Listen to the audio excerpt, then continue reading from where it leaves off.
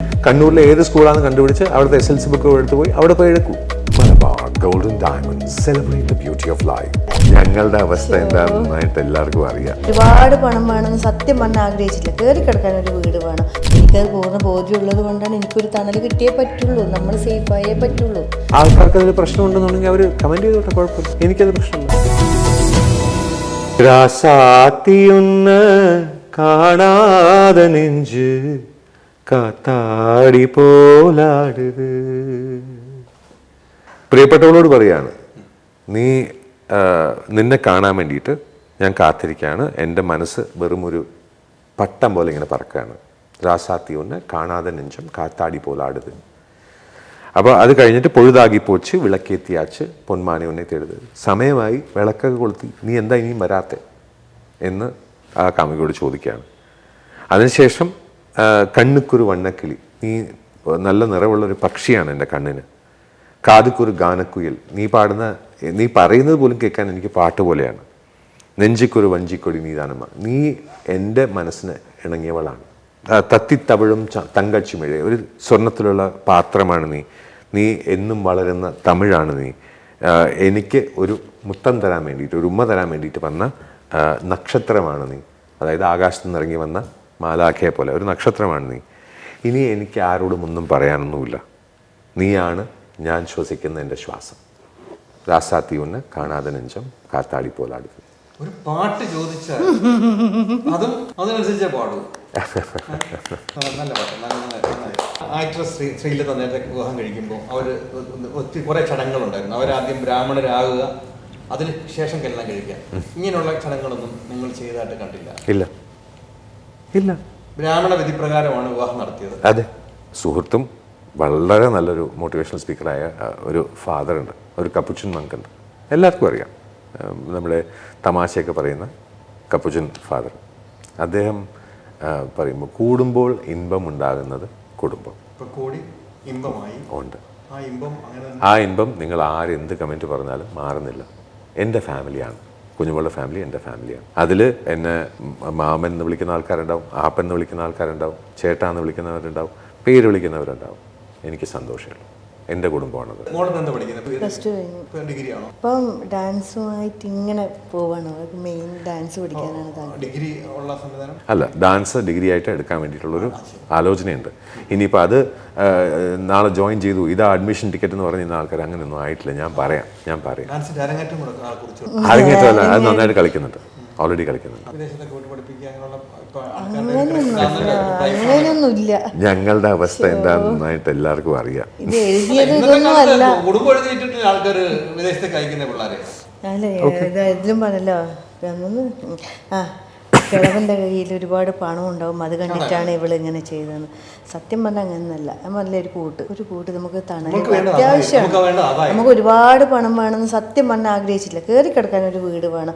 നാലാളെ മുമ്പിൽ കൈ നീട്ടാതെ കണ്ട് ജീവിക്കണം.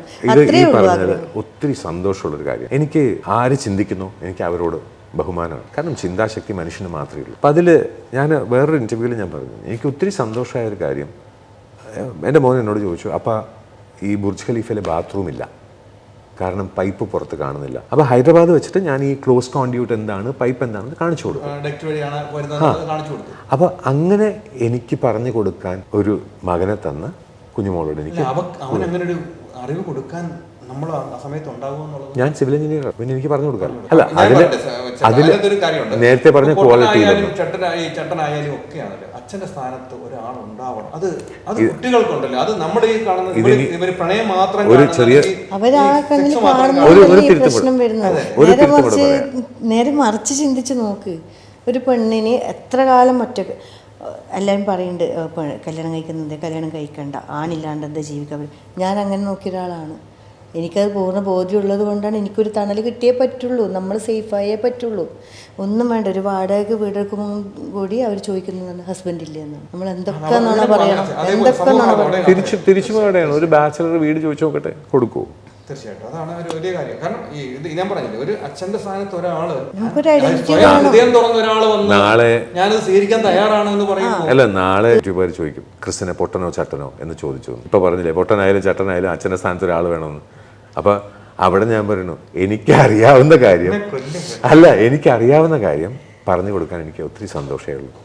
ഇപ്പോൾ ഫ്ലൈറ്റിൽ വരുന്ന സമയത്ത് റഡർ എന്താണ്, എങ്ങനെയാണ് ഫ്യൂസ്ലാജ് എന്താണ്, എങ്ങനെയാണ് വിങ്ങിൽ വർക്ക് ചെയ്യുന്നത്, എവിടെയാണ് പെട്രോൾ ഫില്ല് ചെയ്യുന്നത്, എന്താണ് എഞ്ചിൻ, ജെറ്റ് എഞ്ചിൻ്റെ ത്രസ്റ്റ് എന്താണ്, ഇതെല്ലാം കേൾക്കാൻ താല്പര്യമെങ്കിലും കാണിക്കുന്നുണ്ട്. അല്ല, അവന്റെ ഒരു റിസർച്ച് നല്ലതാണ്, ചിന്തയും നല്ലതാണ്. ചിലപ്പോൾ ലോകത്തൊരാൾ ചിന്തിച്ച് കാണത്തില്ല, എൻ്റെ പൈപ്പുകളൊന്നും പുറത്ത് കാണുന്നത്, അപ്പോൾ ഇത് ബാത്റൂം ഇല്ലായിരിക്കും. അവൻ്റെ ആ പ്രായത്തിൽ 3ാം ക്ലാസ് പഠിക്കുന്ന കുട്ടി, ആ കുട്ടി അത്രയും ചിന്തിക്കണമെങ്കിൽ അപ്പൊ അമ്മയ്ക്ക് എത്ര ബുദ്ധി ഉണ്ടാവും അവന് ചിന്തിക്കുന്നു. അല്ല, അപ്പൊ അമ്മയ്ക്ക് എത്ര ബുദ്ധി ഉണ്ടാവും ആലോചിച്ചു. ഈ അമ്മയുടെ മോനാത്, എൻ്റെ കുഞ്ഞുമോൾ എന്താണെന്ന് എനിക്കറിയാം. നല്ല ബുദ്ധിയുണ്ട്. ആൾക്കാർക്ക് അങ്ങനെ തോന്നുന്നുണ്ടെങ്കിൽ അതും ഈ ബുദ്ധിയുടെ ഭാഗം തന്നെയാണ്. കാരണം നല്ല മനസ്സോടുകൂടി നല്ല കാര്യങ്ങൾ ചെയ്യാൻ, സുഹൃത്തുക്കൾക്ക് വേണ്ടിയിട്ട് ഹെൽപ്പ് ചെയ്യാൻ, ആ സുഹൃത്തുക്കൾ പറ്റിക്കുമ്പോൾ അവരുടെ അടുത്ത് ദേഷ്യം കാണിക്കാതിരിക്കാൻ എല്ലാം നന്നായിട്ട് അറിയാവുന്ന ഒരാളാണ്. കുടുംബത്തിനെ എങ്ങനെയാണ് ചേർക്കേണ്ടത്, കുടുംബത്തിനെ എങ്ങനെ കൊണ്ടുവരണം, എങ്ങനെയാണ് എല്ലാവരെയും ഹാപ്പി ആയിരിക്കണം എന്ന് ചിന്തിക്കുന്ന ഒരു അമ്മയാണ്. അങ്ങനെ ചിന്തിക്കുക, എല്ലാവരും ഹാപ്പി ആയിട്ടിരിക്കണം. ഞാനെപ്പോഴും അതിന് ചിന്തിക്കാൻ കഴിവ് വേണം. അതിലെനിക്ക് ബഹുമാനമുണ്ട്. ആൾക്കാർ എന്തും പറഞ്ഞോട്ടെ. ഈ പ്രതിസന്ധികളിലും പുള്ളി ഇങ്ങനെ തന്നെ തരണം ചെയ്തത്. അതെ, തീർച്ചയായും സൗന്ദര്യം കൂടെ പോകും മനുഷ്യന്റെ. നമ്മളെപ്പോഴും കരയുകയും എന്റെ ജീവിതം പോയല്ലോ എന്നോർത്ത് തമിഴിൽ പറയും അകത്തിനഴക് മുഖത്തിൽ തെരിയും. എന്റെ കുഞ്ഞുങ്ങളുടെ മനസ്സ് നല്ലതായതുകൊണ്ട് എങ്ങനെ ഇരിക്കും. ഇനി ആൾക്കാർക്ക് എന്നും അങ്ങനെ സൂക്ഷിക്കാനായിട്ട് അല്ല, ആൾക്കാർക്ക് അതിൽ പ്രശ്നം ഉണ്ടെന്നുണ്ടെങ്കിൽ അവർ കമന്റ് ചെയ്തോട്ടെ, കുഴപ്പമില്ല. എനിക്കത് പ്രശ്നമല്ല. ചിന്താഗതി മാറ്റും, അത്രേ ഉള്ളൂ. നമുക്ക് പരസ്യത്തിനോട് പറഞ്ഞു നിർത്താം. ഓ, ഏതാ വേണ്ടേ? 27,000 കമേഴ്ഷ്യൽസ് ഉണ്ട്. ഏതാ വേണ്ടേ? മലബാർ ജ്വല്ലറി. ഓ, Malabar gold, club FM. Malabar gold തമിഴിൽ ചെയ്തിട്ടുണ്ട്. മലബാർ ഗോൾഡൻ ഡയമണ്ട്സ്, വാഴ്വിൻ അഴകை കൊണ്ടാടുങ്ങൾ. പിന്നെ അൽഫർദാൻ എക്സ്ചേഞ്ച്, അതേപോലെ കുറേ കമേഴ്ഷ്യൽസ്. UAE എക്സ്ചേഞ്ച്, അത് കുറേ കാലം ചെയ്തിട്ടുണ്ട്. UAE എക്സ്ചേഞ്ച് ഇപ്പം ഇല്ല. 27,000 കമേഴ്ഷ്യൽസ് ചെയ്തിട്ടുണ്ട്.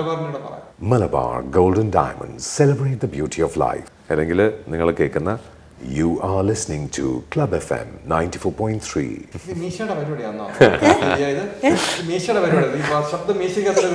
ഫിൽട്ടർ ചെയ്ത് വരിക.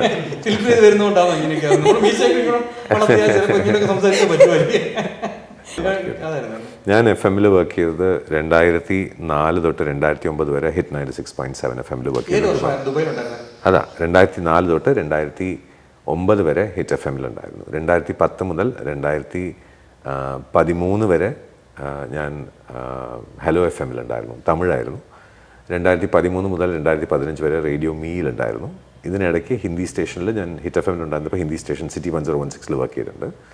അത് കഴിഞ്ഞ് കമേഴ്ഷ്യൽ പ്രൊഡക്ഷൻസും വോയിസ് ഓവേഴ്സും ടീച്ചിങ്ങും ഒക്കെ ആയിരുന്നു മെയിനായിട്ട് ചെയ്തുകൊണ്ടിരുന്നത്. ഇപ്പോഴും ഒരു 6500-ലേറെ കുട്ടികളെ പഠിപ്പിച്ചിട്ടുണ്ട്, വോയിസ് ഓവർ മാത്രം. ഇനിയും പഠിപ്പിക്കണം എന്ന് തന്നെ ആഗ്രഹം. എന്താണ് തിരുവല്ലയിലേക്ക് വരാനുള്ള കാരണം? രാശിപ്പട്ടനെ കേട്ട് കാണാൻ വേണ്ടി വന്നു. സാരി വാങ്ങിക്കേണ്ടത് വാങ്ങിച്ചു. എന്തായാലും എന്താ ഒരു പുറത്ത് നമ്മൾ ആദ്യമായിട്ട് ഷോപ്പിങ്ങിനൊക്കെ പോകുന്ന, ഇനിയിപ്പോൾ അത് റിപ്പോർട്ട് ചെയ്യുന്നതിന് പകരം അത് ഞങ്ങൾ എൻജോയ് ചെയ്ത് ഇവിടെ തിരുവല്ലയിൽ മഹാലക്ഷ്മിയിലെ കളക്ഷനൊക്കെ കണ്ടിഷ്ടപ്പെട്ടോ? നല്ലത്, വളരെ നല്ലത്. ഈ നാടുമായിട്ട് എനിക്കുള്ള ബന്ധം, എൻ്റെ അമ്മയുടെ മുത്തശ്ശൻ ഈ നാട്ടിലെ സർക്കിൾ ഇൻസ്പെക്ടറായിരുന്നു, രാമകൃഷ്ണ അയ്യർ. അപ്പോൾ തിരുവല്ലയിൽ സർക്കിൾ ഇൻസ്പെക്ടറായിരുന്ന രാമകൃഷ്ണ അയ്യരുടെ വളരെ വലിയ നമുക്ക് സംസാരിക്കുമ്പോൾ വളരെ അഭിമാനം തോന്നുന്നുണ്ട്. വളരെ വലിയ പാരമ്പര്യമുള്ള നിങ്ങളുടെ ദിവ്യ എന്ന് പറയുന്ന ആളിന്റെ ബുദ്ധിമതിയാണോ എന്ന് ചോദിച്ചാൽ ഭയങ്കര ഒരു കൊമ്പെ തന്നെ പിടിച്ചു. കാരണം അത്രയും പാരമ്പര്യമുള്ള അല്ല ഈ കുഞ്ഞുമോളെ പിന്നെ ഹൈക്കോടതിയിലെ വക്കീലന്മാർ, അതുപോലെ വലിയ ഒഫീഷ്യൽസ് എന്നൊക്കെ പറഞ്ഞാൽ ഒരു കാലഘട്ടത്തിന് മുമ്പെന്ന് പറയുമ്പോൾ അത് വളരെ കൈവിരലിൽ എണ്ണാവുന്ന ആൾക്കാരെ കാണത്തുള്ളൂ ആ ഒരു പൊസിഷനൊക്കെ ഉള്ളവരാണ്. അവിടെ വീണ്ടും ആൾക്കാർ തപ്പിയെടുത്തു. ഇല്ല അതാ പറയുന്നത്. അല്ല, കുഞ്ഞുമോളല്ല, അങ്ങോട്ട് ചോദിച്ചപ്പം ശരിന്ന് പറഞ്ഞ ആ നല്ല മനസ്സിന് നന്ദി. പ്രപ്പോസ് ചെയ്ത പുള്ളിയല്ലേ? അല്ല, സൗമ്യ ചേച്ചിയാ. സത്യല്ലേ പറയാൻ പറ്റുള്ളൂ. ഇങ്ങനെ വാച്ച് കെട്ടി ചോദിച്ചാൽ ഞങ്ങൾക്ക് നുണ പറയാൻ പറ്റില്ലല്ലോ. ഇല്ലല്ലേ പറയാൻ, എല്ലാവർക്കും അറിയുന്ന കാര്യമാണ്. എനിക്ക് അത് ഉള്ളതല്ലേ പറയാൻ പറ്റുള്ളൂ. സൗമ്യ ചേച്ചിയാ ചോദിച്ചാൽ. അപ്പം എനിക്ക് എൻ്റെ അവസ്ഥകളൊക്കെ ഞാൻ പറഞ്ഞിട്ടുണ്ട്. വളരെ സന്തോഷം. നിങ്ങളുടെ ജീവിതത്തിൻ്റെ വണ്ടി നിങ്ങളെ ഓടി നന്നായിട്ട് സന്തോഷമായിട്ട് ഓടിക്കട്ടെ. എന്നും ഇതേപോലെ ഹാപ്പി ആയിട്ട് നിങ്ങളെ കാണാനും എപ്പോഴും ഈ ദിവ്യയുടെ ചിരി അങ്ങനെ തന്നെ നിലനിർത്താനും കൃഷിയായിട്ട് കഴിയട്ടെ. കൃഷിയുടെ ഈ ഒരു യുവത്വം 25 വയസ്സുകാരൻ്റെ ഒരു ചാമ്പിങ് ഒരു സംസാരവും ഒക്കെയാണ് പുള്ളിയുടെ. അത് അങ്ങനെ തന്നെ നിലനിർത്തിക്കൊണ്ട് പോകാനായിട്ട് ദിവ്യയ്ക്കും കഴിയട്ടെ. നിങ്ങളുടെ പ്രാർത്ഥന ദൈവം കേൾക്കട്ടെ എന്ന് ഞങ്ങൾ ആത്മാർത്ഥമായിട്ട് പ്രാർത്ഥിക്കുന്നു. Thank you very much. വളരെ സന്തോഷം. है खोखले लफ्जों का हुजूम, जिस तरफ जाइए है खोखले लफ्जों का हुजूम, कौन समझे यहाँ आवाज की गहराई को, कौन समझे यहाँ आवाज की गहराई को, शहर दर शहर लिए फिरता हूँ तन्हाई को।